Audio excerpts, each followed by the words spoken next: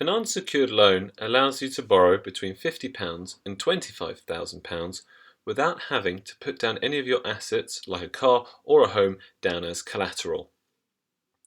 So this means that your application is assessed on things like your credit score and employment status rather than the value that you have in your car or your home. The biggest advantage is that if you're unable to keep up with an unsecured loan, you do not risk any of your valuables being repossessed, like your car or your house being taken away. The only downside is that there may be extra fees and it may have an impact on your credit rating. Other main advantages are because it's unsecured and the lender doesn't have to look at the value of your car or your house, you can potentially receive the funds on the same day, which are ideal for an emergency expense or whether you're looking to pay for a new car, a new holiday, or some home improvements.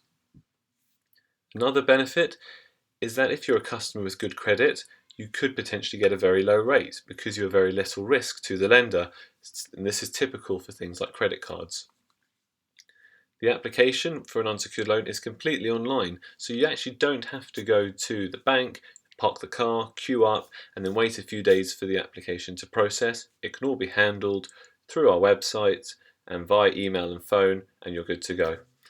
And lastly, there are no fees for applying. If you apply for a mortgage or another car loan, there are a lot of administration costs and fees, having to visit this guy and that guy, and that can actually be quite annoying.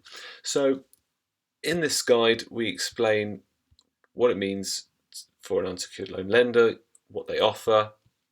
We explain the basic criteria for applying, the checks such as credit checks, affordability checks, how you can apply for an unsecured loan with bad credit and also good credit too. And we also have some useful information where you can find out more.